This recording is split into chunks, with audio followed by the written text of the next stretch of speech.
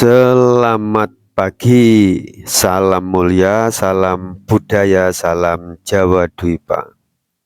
Teman-teman, di dalam teman kali ini izinkan Insun atau saya mensejarahkan atau menceritakan kejadian di masa lalu, yaitu tentang Pralaya Medang atau Madang bagian 2. Madang dalam bahasa Begi sekarang Korea itu adalah halaman belakang, serta halaman depannya adalah ada di bumi Ambara. Jadi Ambarapura itu adalah artinya halaman depan. Teman-teman, sejarah ini saya dapatkan dari Sang Hyang Wisnubadra di dalam kelahiran kali ini. Beliau menjadi Kalki Avatara ya, yaitu menjadi orang biasa yang mensejarahkan dan menceritakan tentang kejadian di masa lalu yang pernah terjadi di bumi Jawa Dwipa.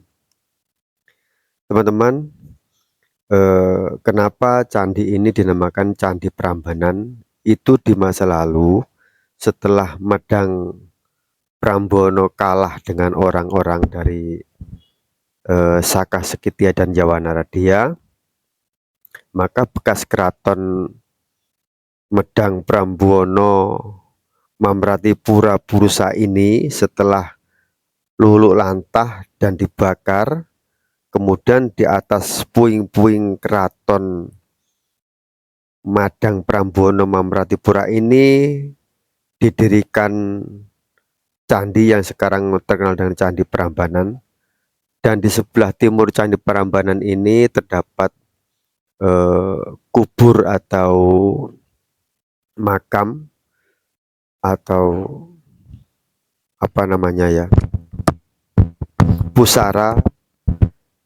keluarga Zinora, Sanjaya dan Putri Pikatan dan keluarganya, teman-temannya. Baik teman-teman, akan saya mulai sejarah Madang Prambono atau Pralaya Madang 2 atau Pralaya Madang bagian 2 ya. Prabu Sri Sanmaha bersama istrinya Ratu Zinaru memboyong Kedaton Madang Pakuan ke selatan dan mendirikan kedaton bernama Madang Prambono Mamratipura Purusa. Pasangan penguasa Mamratipura Purusa ini dianugerahi seorang putra bernama Zinora, dan Zinora ini menjadi penguasa dan pendiri dan pemersatu Madang atau Medang. Keratonnya bernama Medang di dalam kurung Matriam, bukan Mataram. Beliau bergelar Sri Sanjaya. San artinya gunung dan Jaya artinya penguasa. Lengkapnya Ihino Zinora Sri Sanjaya. Matriam itu dari kata ma dalam kurung induk, tria dari ma.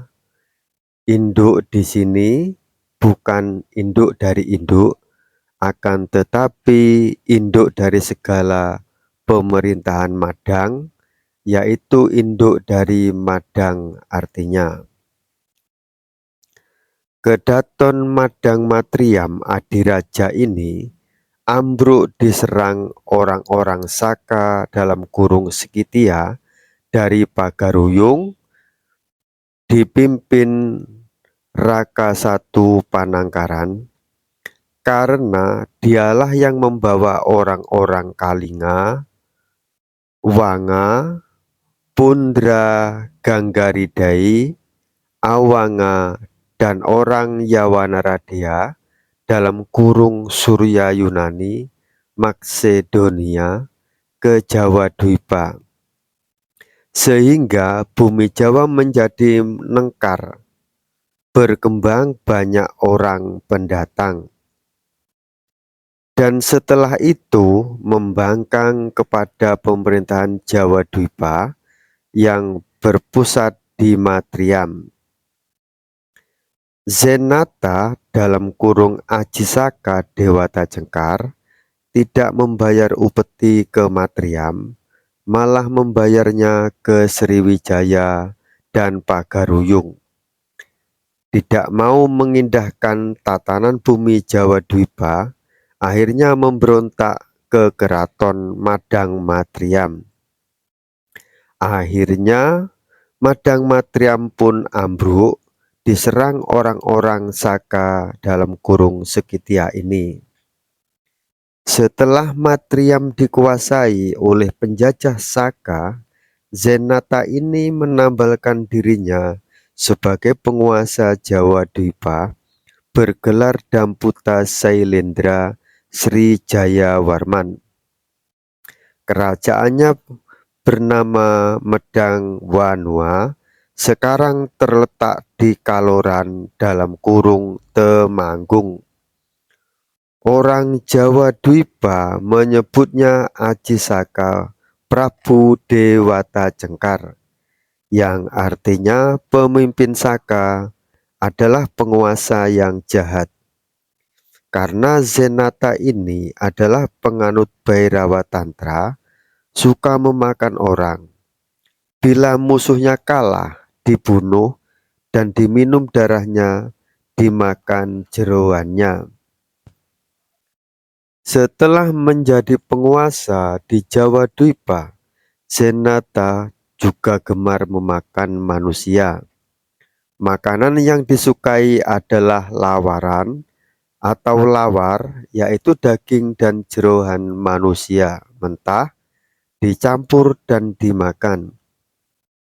Sejak itu banyak orang Madang yang minggat setelah Zenata menjadi penguasa di Jawa Dwipa. Setelah berkuasa, tahun baru Jawa Dwipa dihapus dan diganti dengan tahun baru Saka. Tulisan yang awalnya kanji langit dirubah menjadi tulisan Pallawa, dan pakaian Jawa Dwipa yang memakai kain rangkap menjadi bertelanjang dada. Zenata mati tahun 798 Masehi. Kerajaan Medang Wanua diperintah pamannya, yaitu Zenliang, adik dari Zentanu. Pada tahun 802 Masehi, bajak laut Zenliang ini menyerang keraton Chenla. Para Bhairawa Tantra dari Medang Wanua ini datang dan langsung menyerang Kedaton Chenla, sehingga Chenla pun ambruk diserang para Bhairawa. Pada tahun 804 Masehi, Zenliang menambalkan dirinya menjadi Kaisar Khmer Sri Jayawarman II, dan Medang Wanua diperintah oleh Panunggalan, adik dari Dyarsa, pemimpin Sriwijaya yang bergelar Damputahyang Sri Jayanasa Dyarsa. Pada tahun itu juga keponakannya, yaitu anak Dyarsa yang bernama Damarmaya, menggantikan pamannya menjadi penguasa di Medang Wanua, bergelar Semaratungga. Di zaman itu, penjajahan di negeri Laut Selatan dimulai abad ke-7 Masehi, dan di Jawa Dwipa dimulai sejak abad 8 Masehi. Mereka datang membawa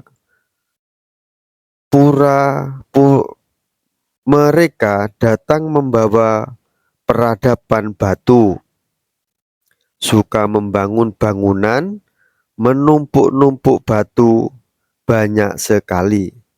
Di mana-mana membuat candi, di mana-mana ada batu, dipahat, dibuat arca. Mereka ini bukan pribumi Laut Selatan, tetapi penjajah bangsa Timur, negeri Laut Selatan, Jawa Dwipa.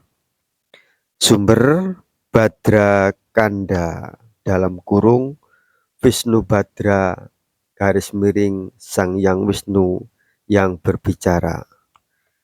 Lah, jadi demikian teman-teman ya. Jadi di Candi Prambanan inilah dulu Keraton Madang Matriam itu berdiri, yang didirikan oleh Sanjaanu Sanmaha ya, orang tua daripada Sanjaya.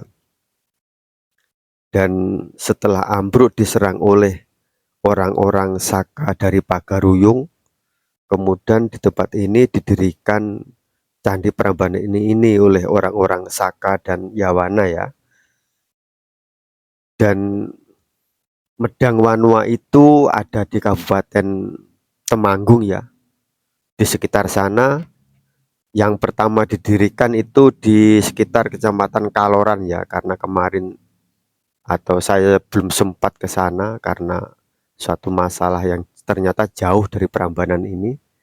Jadi saya belum sempat ke sana, lain kali kalau ada waktu saya atau Ingsun pasti akan datang mengunjungi ke sana. Jadi setelah Medang Matriam ini ambruk, budaya Jawa Dwipa yang awalnya itu berpakaian rangkap seperti orang Jepang, orang Korea itu dirubah menjadi bertelanjang dada dan memakai kalung emas di lehernya. Dan di mana-mana ada batu itu diukir dan dibikin arca, serta banyak sekali membangun candi ya di Jawa Dwipa ini. Akhirnya tata cara dan tradisi di Jawa ini pun berubah. Baik teman-teman, hanya itu yang dapat saya sampaikan dalam pertemuan kali ini. Seperti biasa, jas merah, jangan sekali-kali melupakan sejarah. Salam mulia, salam budaya, salam Jawa Dwipa.